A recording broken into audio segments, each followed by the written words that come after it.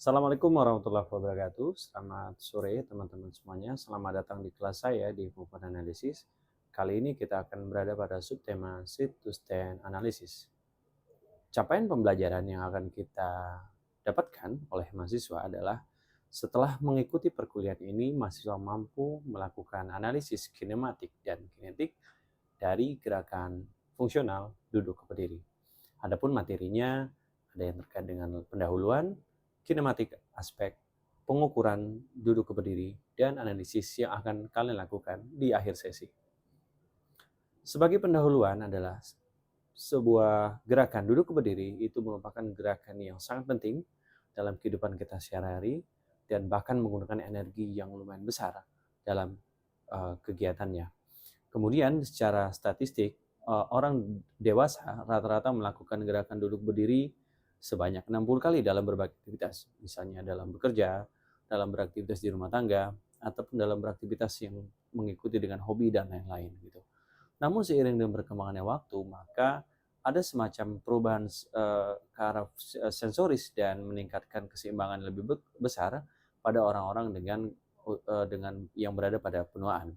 Kemudian apabila orang-orang dengan memiliki gangguan pada sistem saraf pusat, maka akan mengalami sebuah gangguan gerakan di mana membutuhkan kekuatan otot lebih besar, dan hal tersebut menyebabkan fase duduk berdiri yang salah, mungkin bisa lebih lama, mungkin bisa lebih berbeda, ataupun dengan hal-hal yang lainnya terkait dengan duduk berdiri.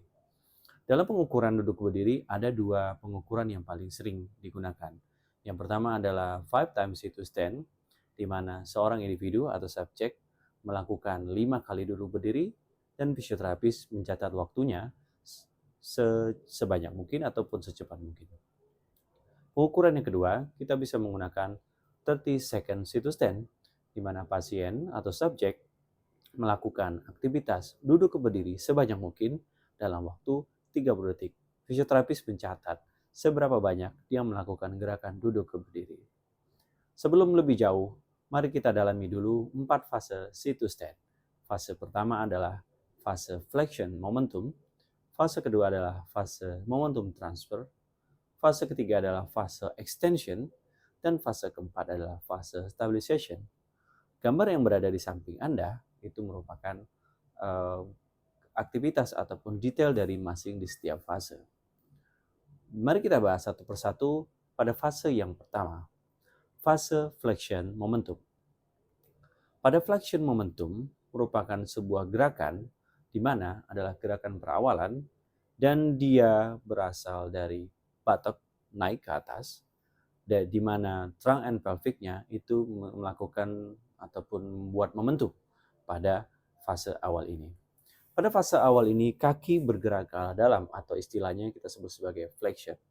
Makanya di sini disebut sebagai flexion momentum. Kita menghasilkan sebuah momentum dari gerakan fleksi yang hadir pada knee dan ankle flexion-nya. Dan yang paling penting adalah kita menganalisis pada ankle dorsiflexion. Hal tersebut yang perlu kita perhatikan adalah fase-fase kritis dari fase ini.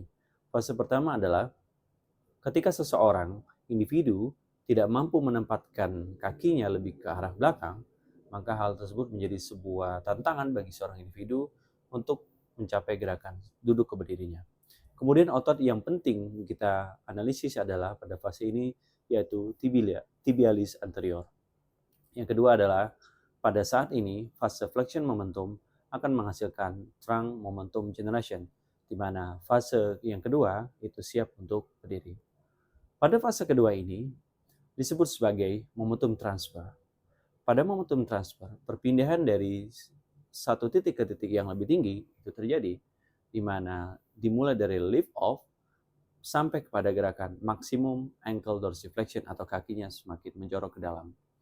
Kemudian seluruh badan itu akan berada pada sisi atas dan terjadi gerakan kinematik yang terjadi adalah forward tibial translation pada di daerah knee atau lutut, mengakibatkan gerakan dorsifleksi yang terjadi pada sisi ankle, dan otot soleus bekerja mencegah terjadinya translasi lebih jauh dari fase ini.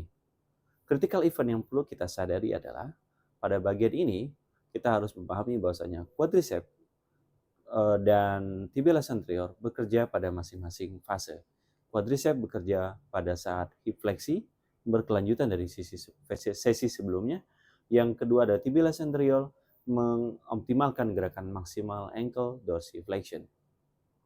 Yang terakhir adalah di fase ini, yaitu ground reaction force itu akan meningkatkan center of pressure pada fase ini.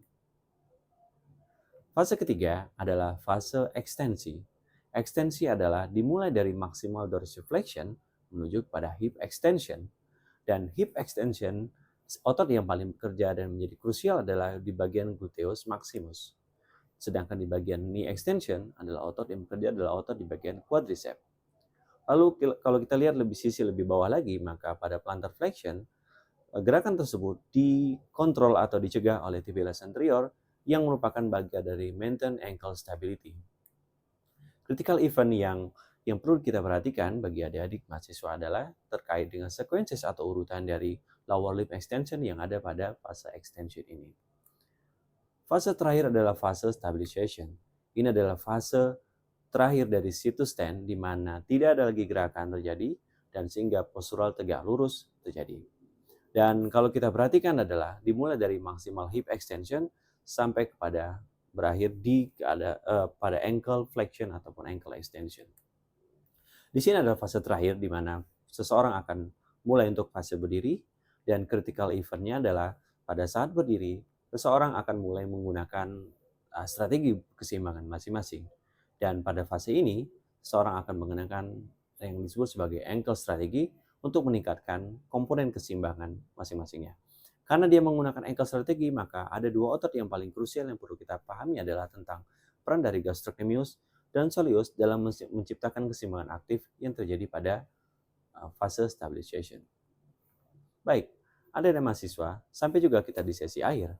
Sesi akhir ini adalah saya meminta untuk rekan-rekan mahasiswa bekerja secara kelompok, menganalisis gerakan sit to stand atau gerakan duduk berdiri dengan membandingkan dua aktivitas. Aktivitas yang pertama adalah aktivitas dari 30 second sit to stand dan 5 times sit to stand. Teman-teman membandingkan antara otot gluteus maximus, trunk muscle, gastrocnemius, tibialis anterior sebagaimana yang sudah dijelaskan sebelumnya. Teman-teman menggunakan satu alat yaitu Noraxon dan menggunakan kamera untuk mengadjust dan memverifikasi dari gerakan tersebut. Terima kasih, sampai jumpa di lain kesempatan. Assalamualaikum warahmatullahi wabarakatuh.